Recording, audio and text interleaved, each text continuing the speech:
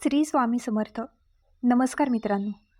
रक्षाबंधनाच्या दिवशी चंद्रग्रहण आणि भद्राची छाया ही चूक करू नका, नाहीतर आयुष्य नरकात जाईल. काही दिवसातच हिंदू धर्माचा सर्वात पवित्र सण येत आहे. होय, मी रक्षाबंधनाच्या सणाबद्दल बोलत आहे. हिंदू धर्मात दिवाळी सणाला विशेष महत्त्व आहे, कारण रक्षाबंधनाचा सण हा सामान्य सण नसून भाऊ बहिणींच्या अतूट बंधनाचा सण आहे. मी फक्त तुम्हा सर्वांना सांगते की रक्षाबंधनाचा हा सण वर्षातून फक्त एकदाच येतो. तो श्रावण महिन्याच्या पौर्णिमेच्या दिवशी साजरा केला जातो. रक्षाबंधन, ज्याला राखी असेही म्हणतात, तो हिंदू श्रावण महिन्याच्या शेवटच्या दिवशी साजरा केला जातो. 100 पैकी एकच व्यक्ती असेल ज्याला रक्षाबंधनाच्या सणाबाबत माहिती नसेल. रक्षाबंधन का साजरे केले जाते आणि या दिवशी काय केले जाते हे प्रत्येक भक्ताला माहीत असते. या सणानिमित्त बहिणी आपल्या भावाच्या मनगटावर राखी बांधतात आणि त्या बदल्यात तो तिचे रक्षण करण्याचे वचन देतो. तसेच भाऊ त्याच्या बहिणीचे रक्षण करण्याचे आणि आयुष्यभर त्यांना आधार देण्याचे वचन देतात. अशा परिस्थितीत बंधू आणि भगिनींनो, रक्षाबंधन हा केवळ एक सण नाही, भाऊ बहिणीमधील बंध दृढ करण्यासाठी देखील हे एक अतिशय सुंदर माध्यम आहे. या दिवशी बहिणी आपल्या भावाच्या मनगटावर राखी बांधतात आणि भाऊ आयुष्यभर त्यांचे रक्षण करण्याचे वचन देतात. त्यांना भेटवस्तू द्या. पण जर रक्षाबंधनाच्या दिवशी भद्रकाळाचा योगायोग झाला, जो दरवर्षी कधी ना कधी घडतो, त्यामुळे सणाच्या शुभतेवर खूप खोल परिणाम होतो. होय, आणि कारण भद्रकाळ दरम्यान कोणतेही शुभ कार्य करण्यास मनाई आहे. अतिशय अशुभ, हे अशुभ मानले जाते. मी तुम्हाला सर्वांना सांगते की तुम्ही भाद्रकाळात कोणतेही शुभ कार्य केले तर तुम्हाला शुभ परिणामांऐवजी अशुभ परिणाम दिसून येतील. असे मानले जाते की जर तुम्ही भद्रकाळाच्या वेळी कोणतेही पुण्यकर्म केले तर सद्गुणांऐवजी पाप होऊ शकते. या व्यतिरिक्त काळजीपूर्वक ऐका. जर बहिणी भद्रकाळात आपल्या भावाला राखी बांधतात तर असे केल्याने भावाला जीवनात कठीण समस्यांना सामोरे जावे लागू शकते. त्याचा आनंद आणि सौभाग्य दुर्दैवात बदलू शकते आणि बहिणीच्या या छोट्याशा चुकीमुळे भाऊही रस्त्यावर येऊ शकतो. दुर्दैवानं तुमचे काम बिघडू शकते. अशा परिस्थितीत तुम्ही भद्राचा वेळ हलक्यात घेऊ नका. या व्यतिरिक्त तुम्हाला माहिती आहे का, या पवित्र दिवशी काळाच्या वेळे व्यतिरिक्त अनवधानाने केलेल्या काही छोट्या चुका तुमच्या उपासनेच्या शुभतेवर परिणाम करू शकतात. उपासमारीमुळे घरात विध्वंस होऊ शकतो. आई लक्ष्मीला घराबाहेर ठेवू शकते. आश्चर्याची गोष्ट म्हणजे यापैकी काही चुका अशा आहेत की लोक त्या पूर्णपणे सामान्य मानतात. परिणामी त्यांच्या जीवनात सद्गुणांचे स्थान पाप घेते. मग तो काहीही करत असला तरी नशीब कमकुवत राहते. रखडलेली कामेही पूर्ण होत नाहीत, परंतु नवीन समस्या उद्भवू लागतात. पण काळजी करू नका मित्रांनो. या व्हिडिओमध्ये मी तुम्हाला रक्षाबंधनाची संपूर्ण माहिती देणार आहे. होय, आजच्या व्हिडिओमध्ये मी तुम्हाला सांगेन की यावर्षी 2026मध्ये रक्षाबंधन कधी आहे, राखी बांधण्याची शुभ वेळ कोणती आहे, किती वेळ लागेल, रक्षाबंधनाच्या दिवशी पूजेच्या थाळीत काय ठेवायचे, रक्षाबंधनाच्या दिवशी राखी कोणत्या दिशेने बांधली पाहिजे, मी कोणता रंग परिधान करावा आणि मी कोणता रंग वापरावा. इतकेच नाही तर रक्षाबंधनाच्या दिवशी राखी कोणत्या हातात बांधली पाहिजे, राखीमध्ये किती गाठी घातल्या, सर्व प्रकारची माहिती हे तुम्हाला या व्हिडिओमध्ये कळेल. हा व्हिडिओ पाहिल्यानंतर तुम्हाला दुसरा कोणताही व्हिडिओ पाहण्याची गरज नाही. आणखीन एक महत्त्वाची गोष्ट म्हणजे यावर्षी 2026मध्ये रक्षाबंधनाच्या दिवशी चंद्रग्रहणही होणार आहे.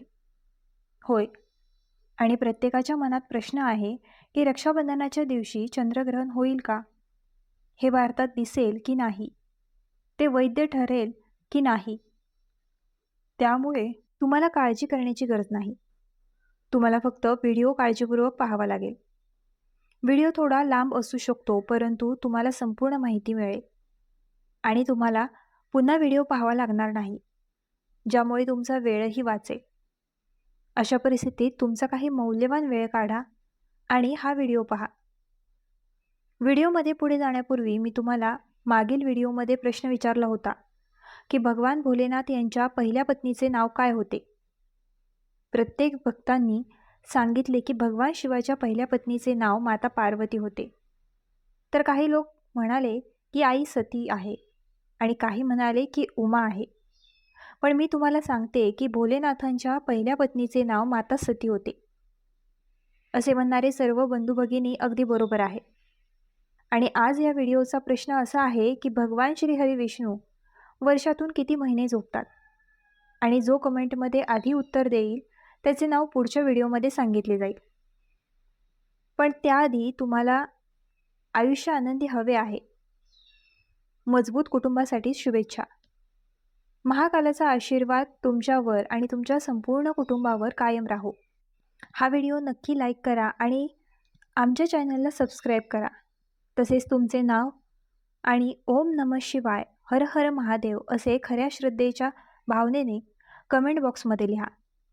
तसेच ही माहिती तुमच्या मित्रांसोबत शेअर करा, जेणेकरून त्यांनाही ही माहिती कळू शकेल आणि त्यांनाही फायदा होऊ शकेल.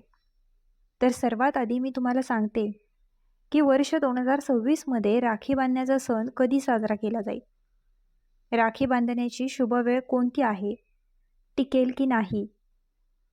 आता बंधू आणि भगिनींनो, लक्षपूर्वक ऐका. हसीमजाकमध्ये ध्यान करणे किंवा उपासनेची प्रक्रिया हलक्यात घेणे चांगले मानले जात नाही, कारण हा सण वर्षातून फक्त एकदाच येतो आणि या दिवशी केलेली छोटीशी चूक नशीब आणि दुर्दैवात बदलू शकते. क्रमांक 2, काचेची भांडी. हे भाऊ आणि बहीण दोघांसाठी आहे, कारण जेव्हा जेव्हा बहीण तिच्या भावाला राखी बांधते तेव्हा भाऊ त्याच्या बहिणीला काही भेटवस्तू नक्कीच देतो. तर अशा परिस्थितीत ही एक गोष्ट लक्षात ठेवा की जर तुम्ही fancy glass showpiece, crockery set किंवा सुंदर मेकअप मिरर भेट देण्याचा विचार करत असाल तर फक्त सावधगिरी बाळगा. होय, वास्तूनुसार जर तुम्ही तुमच्या बहिणीला काचेची कोणतीही वस्तू दिली तर त्यात कोणतीही अडचण नाही.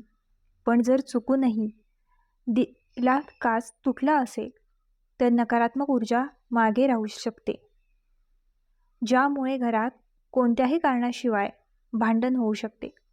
कोणत्याही मोठ्या गोष्टीशिवाय छोट्याशा गोष्टीवरून कुटुंबात गोंधळ होऊ शकतो. आता कल्पना करा की तुम्ही खूप प्रेमाने एका महागडा काच दिला आहे. जर तो कुरिअरमध्ये किंवा हातातून मुक्त झाला तर बहिणीचा राग आणि दुर्दैवाची भीती दोन्ही विनामूल्य उपलब्ध होतील. त्यामुळे असा धोका पत्करण्यात काही अर्थ नाही.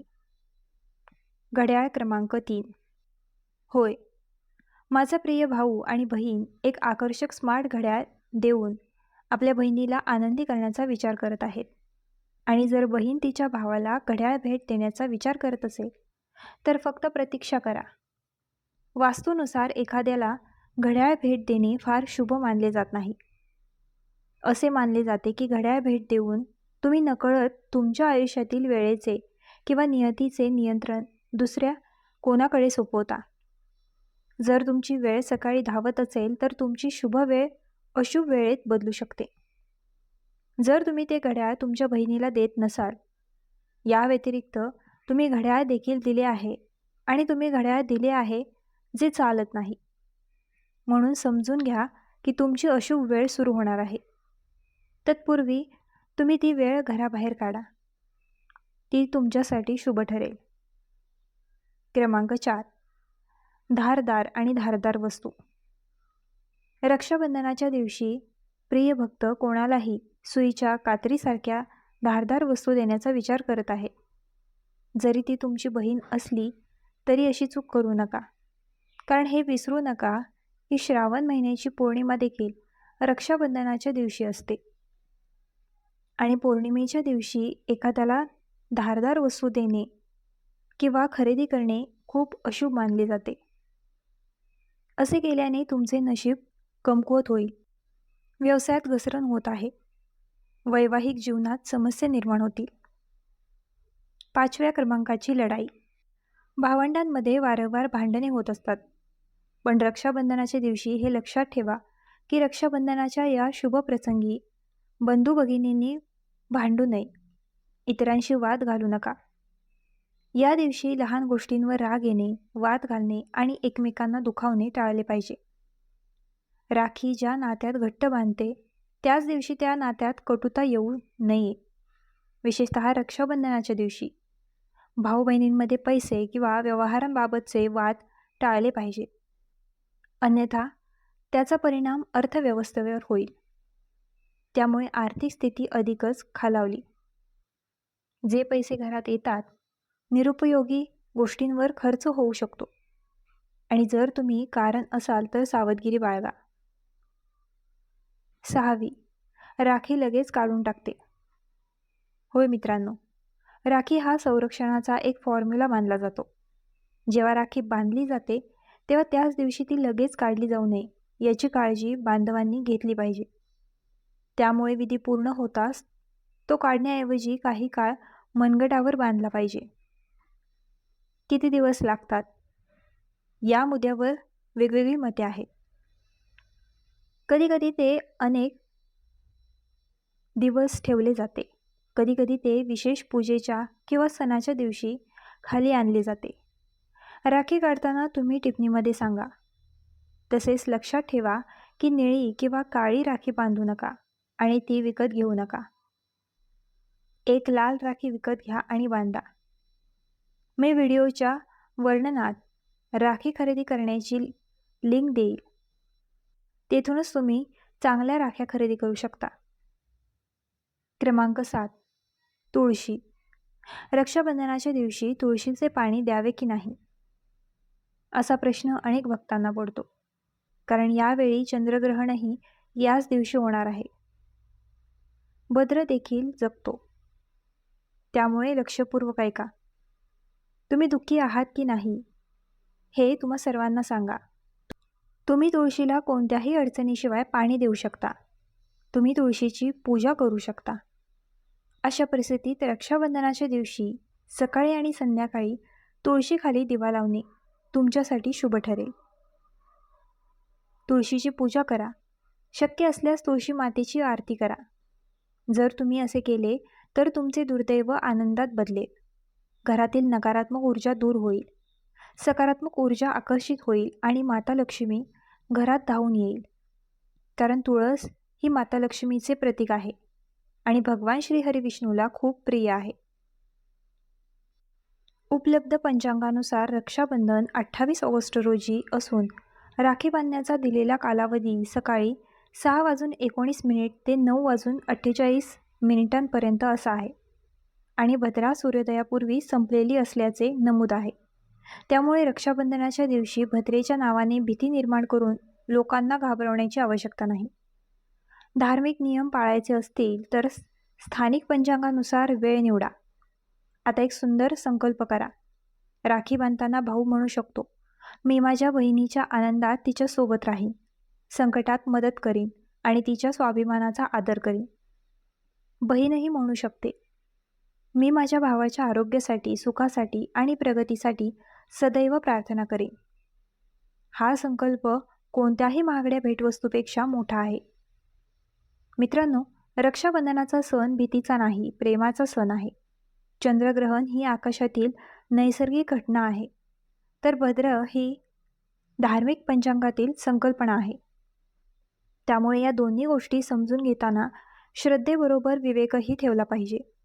जर तुम्ही धार्मिक परंपरा मानत असाल तर त्या श्रद्धेने पाळा, पण कोणीतरी सांगितले म्हणून भीती निर्माण करून स्वतःला किंवा कुटुंबाला त्रास देऊ नका. या रक्षाबंधनाला आपल्या भावंडांशी असलेले नाते अधिक मजबूत करा. जुने गैरसमज मिटवा, एकमेकांना वेळ द्या, प्रेमाने राखी बांधा आणि मनापासून आशीर्वाद द्या. घरात देवाचे नामस्मरण करा. शक्य असल्यास दानधर्म करा आणि सर्वांच्या सुखासाठी प्रार्थना करा. शेवटी एक गोष्ट लक्षात ठेवा, राखीचा धागा मनगटावर काही दिवस राहतो, पण त्या धाग्याने दिलेला प्रेमाचा संदेश आयुष्यभर टिकू शकतो. भगवान श्रीहरी विष्णू, माता लक्ष्मी आणि भगवान महादेव यांची कृपा तुमच्या संपूर्ण कुटुंबावर राहो. तुमच्या घरात आरोग्य, सुख, समाधान आणि प्रेम कायम राहो.